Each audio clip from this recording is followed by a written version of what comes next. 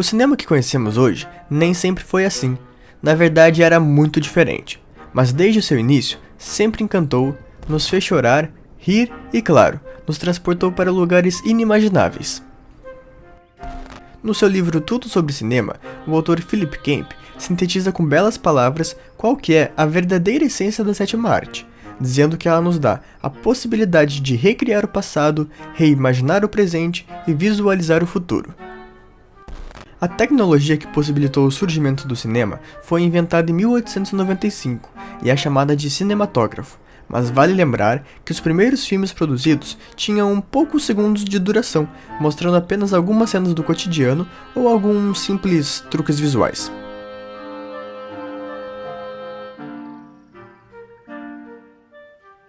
Ao contrário do que muitos pensam, o berço do cinema não é hollywoodiano, e sim europeu. Foi lá em Paris, no ano de 1895, que os irmãos Louis e Auguste Lumière exibiram aquilo que conhecemos hoje como a primeira demonstração do cinema para um público pagante. Foram 10 curtas-metragens, e entre eles, os mais famosos são A Saída dos Operários da Fábrica Lumière e A Chegada do Trem na Estação, conhecidos como os primeiros filmes da humanidade. Uma curiosidade interessante é que quando os espectadores assistiram a filmagem do trem vindo em direção à câmera, todos ficaram muito assustados, e alguns até saíram correndo, achando que aquilo ali fosse algum tipo de janela, afinal, ninguém sabia exatamente o que era o cinema. Nessa mesma plateia que assistia à apresentação dos irmãos Lumière, no Salão Grand Café em Paris, estava um senhor de bigode, que trabalhava como ilusionista na época. Ele se interessou pelo negócio e imaginou que aquilo ali poderia ter alguma ligação com seu trabalho de mágico, e é por isso que conhecemos Georges Méliès, um dos maiores mestres do ilusionismo no cinema.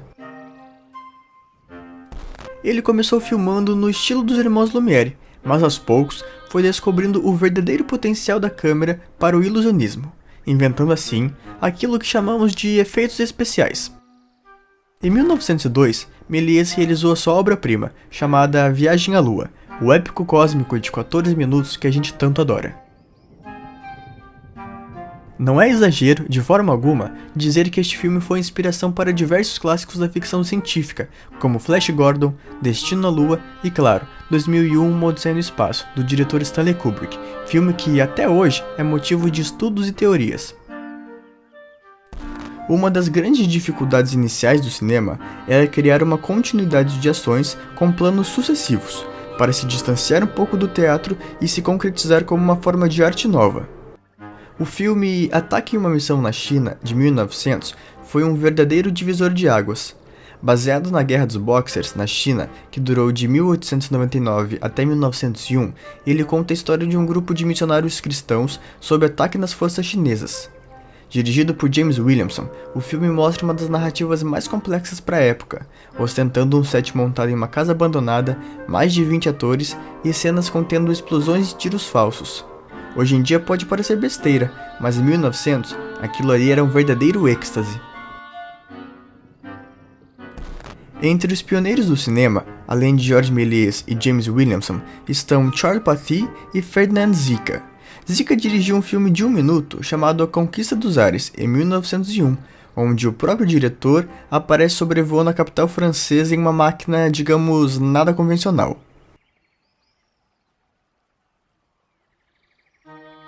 Independente de tudo isso, ainda assim, faltava alguma coisa para alavancar o cinema ao patamar de arte.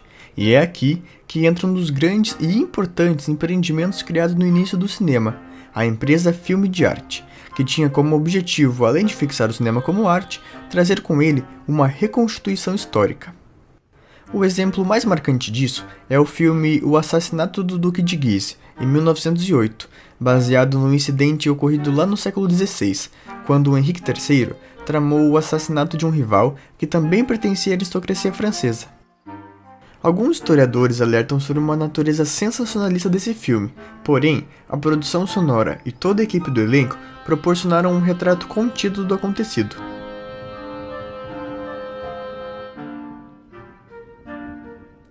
Nos Estados Unidos, temos como o grande precursor o filme O Grande Roubo do Trem, em 1903, dirigido por Edwin S. Porter.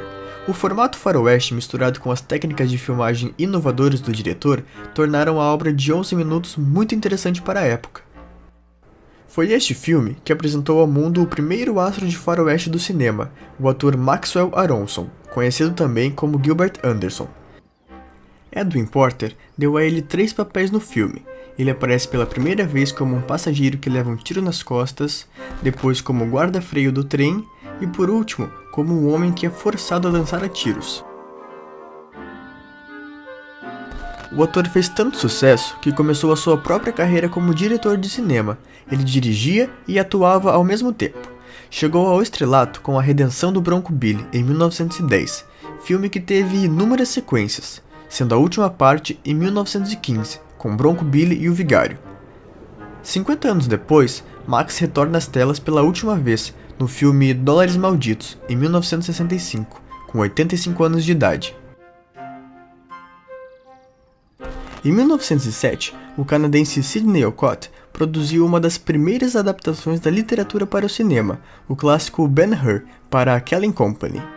O filme de 15 minutos não chega a ser emocionante, muito diferente daquele que conhecemos em 1959, dirigido por William Wyler, mas fez sucesso bastante para a produtora ser processada por violação de direitos autorais. A tecnologia estava avançando, mas ainda não era possível produzir filmes realmente longos como os de hoje em dia, e trazer a história de um livro para um curta-metragem não era trabalho fácil, e é por isso que os melhores filmes dessa época tinham as histórias escritas especialmente para eles. E O Moinho Maldito, de 1909, é um ótimo exemplo. Realizado pelo diretor francês Alfred Marchand, o filme conta uma história de vingança. Foi filmado na Bélgica e possui pouco mais de 5 minutos. Por mais que tenha uma narrativa independente, a obra é de fácil compreensão. O tempo foi passando e a metragem das películas foi aumentando, possibilitando de uma vez por todas a produção de filmes mais longos. Assim surgiram os primeiros longas divididos em episódios. Era praticamente o formato que conhecemos hoje como as séries de televisão. Um dos pioneiros neste formato foi o diretor Louis Fouillade, e um dos exemplos mais bem-sucedidos é a série Fantomas, que foi dividida em 5 episódios, entre os anos de 1913 e 1914. Ela foi baseada em um dos personagens mais populares da literatura policial francesa, e cativou o público porque sempre terminava em uma situação de suspense. Outro filme dividido em episódios do diretor francês é Os Vampiros, que teve 10 partes. Em contraposição ao nome, não se tratava de uma história de terror. Os longas retratavam uma organização criminosa parisiense conhecida como os Vampiros. Vale lembrar também que as técnicas de suspense utilizadas por Fouillade influenciaram futuros cineastas de peso, como Fritz Lang e o grande mestre do gênero, Alfred Hitchcock.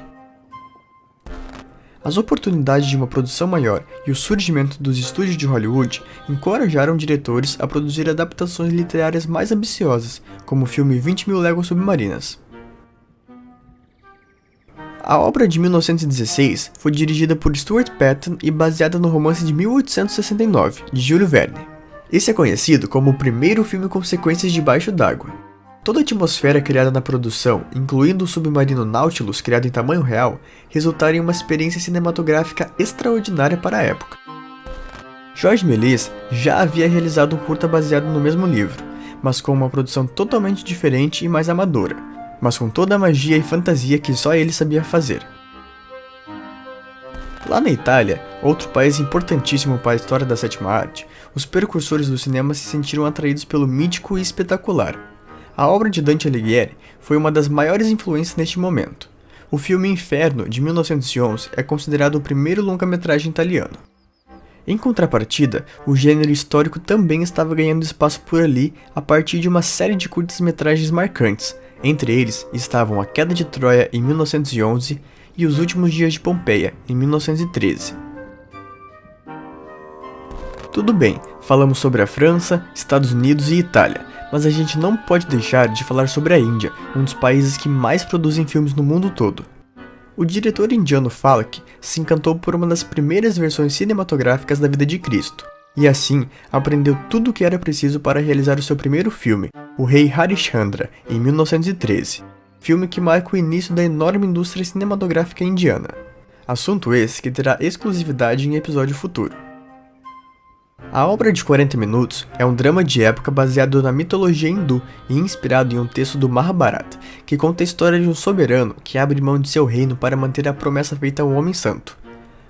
Por curiosidade, o elenco era totalmente masculino, além de bastante amador, e foi filmado em uma zona rural próxima a Mumbai, uma das cidades mais importantes da Índia.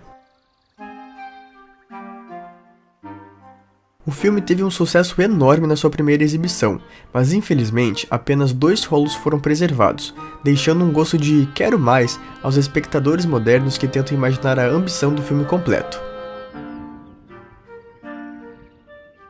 E foi assim, aos poucos, que o cinema foi criando forças e mostrando que a arte não tem limites. Você já assistiu algum dos filmes citados? Deixe um comentário sobre suas experiências cinematográficas antigas. Muito obrigado por ter assistido esse vídeo até o final, isso é muito importante para o cenário cultural brasileiro. Não deixe de dar o seu like aqui embaixo e compartilhar com seus amigos nas redes sociais, isso ajuda demais na nossa divulgação. E caso não esteja inscrito em nosso canal, se inscreva para receber as próximas atualizações. Eu sou o Lucas e até o próximo episódio. Tchau!